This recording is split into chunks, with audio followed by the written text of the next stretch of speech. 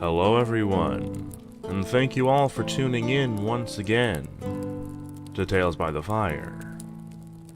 Last episode, Casimir finally caught up with his sister Calla, and Casimir for the first time met the supposed bodyguard, Dante. The reunion, however, was short-lived, as Casimir had to leave Calla once again to visit his lover, Princess Vanessa of Cinnaba. With fresh clothes and supplies provided by Casimir, what new trials will Calla and Dante face on their journey? And how will Calla and Dante's relationship unfold in the near future?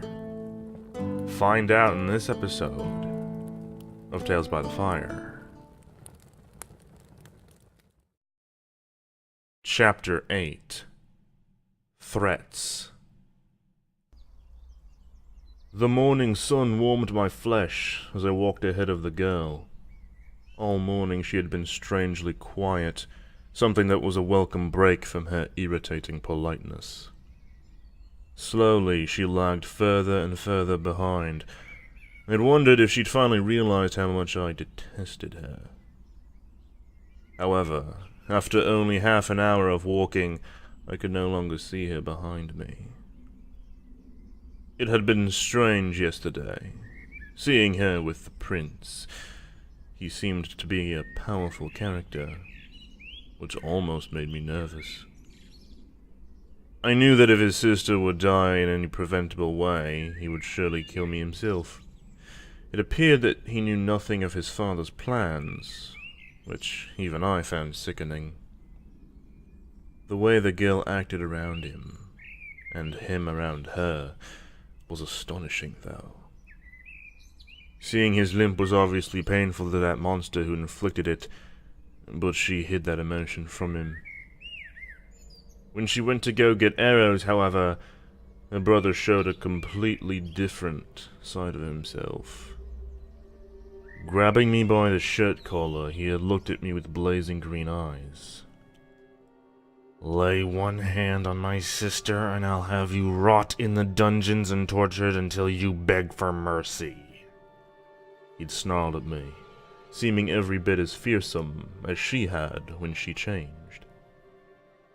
"And if she doesn't survive this journey, I swear to Varrock, by my kingdom and by my own name, I will hunt you down like the animal you are, and then kill you like one! Understand?" Had he been anyone but a prince, I would have slain him right then and there. But instead, I met his burning gaze calmly. "I understand. I will allow no harm to befall her." I lied. With that, he released me, and looked to where his sister was jogging back, her face lit with happiness. She truly is more fit for ruling than I am. She has so much mercy. If only she had my marks and I hers, she could receive the position she deserves. I must pray that I can receive some of her wisdom, some of her goodness. Looking back at her brother's words, I wondered what kind of king he'll be. Ever since I spoke with him, that thought has been lingering in my mind, as well as hoping that Kokobu's method of disposal was untraceable, one that could not frame me as the perpetrator. I also hoped that she wouldn't turn against me before we got there, because the prince would surely order my death. I glanced back again, and paused for a few moments, but I didn't see the girl. I still did not think of her as a princess, or even human for that matter. There was something about her that was simply frightening. Even I, who had seen so much, was chilled by her blazing eyes and jagged fangs. I waited longer still, and when she didn't approach, I started retracing my steps. Had this happened yesterday, I would have simply walked on and left her behind. As long as she died, her father wouldn't care how, as long as it couldn't be traced back to him. But now, with her brother's threats on my mind, I couldn't leave her without jeopardizing my own life. as I walked further and further, until finally I saw her body. I broke into a run, fearing that I was too late, and hearing Casimir's words in my mind. My broadsword tapped against my leg as I ran toward her unmoving form. I knelt near, where she lay on the ground, face down and eerily still. Fearing a trap, I drew my sword and prodded her with the tip of my blade, expecting her to leap up with tearing fangs.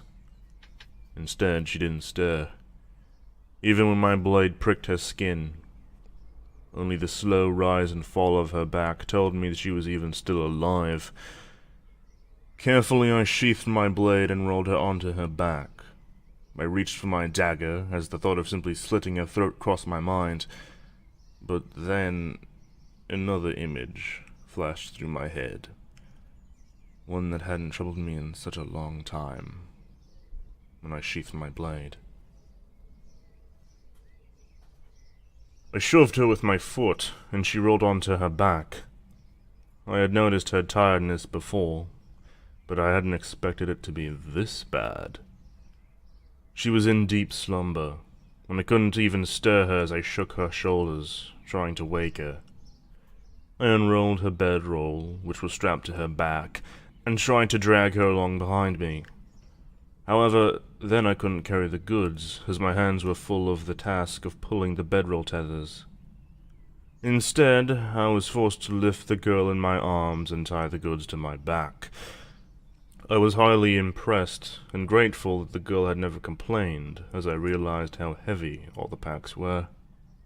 I trudged onward, slowed by the added weight. I would have simply stopped and let her rest, but her rapid breathing, coughing, and sweaty brow alerted me that she needed some quality rest. I wondered how much sleep she had had the past few days. The day dragged on, and the girl was content to sleep in my arms.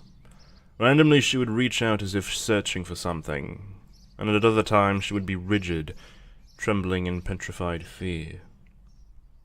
The thick hair fell back, and I saw the mark on her neck up close for the first time. It was intricate, with spiraling lines, some no thicker than a single hair. Strange how a simple mark, no different than a tattoo in appearance, could create such a monster. I walked as fast as I could, and breathed a sigh of relief when I saw the city ahead. Glad I could finally be rid of her. I found it strange that her brother had called her merciful. True, I had seen that side of her when she killed a deer that was already on death's door, but I had also seen her slaughter an entire pack of wolves. Still, I had been surprised when she told her brother that I had only been kind to her. I had showed no such kindness whatsoever. I wondered how she managed to delude herself so clearly. Oh, perhaps she knew that her brother would kill me then and there, if he was given a reason. Either way, her words had surprised me. I entered the small city. It seemed familiar, so I was quite sure that I had been there at one point or another. It was a run-down place, with trash of both human forms and material filling every alley. The people were a rough group and burly, with the fair hair and dark eyes of the people of Madokai. I felt many turn their eyes to me, and I wondered what they were thinking, seeing an unconscious woman in my arms. I met their gazes angrily, and soon no one dared to meet my eyes. I saw a few faces that were familiar to me. The faces of mercenary scum who spent their time assassinating rich nobles in return for pay from other equally detestable nobles. I ignored them and went down to the inn, where I was in good terms with the innkeeper after I had gotten rid of a noted criminal who had once tried to take advantage of his daughter. Outside the inn was the town square. A few benches sat around the dirty, corroded fountain that held a statue of Madoc in the center. I set down the goods, and then the girl, who was blissfully unaware of what had been happening. She began to stir as I sat her down, so I turned away and went to the inn before she woke. That was Chapter 8 of Marked.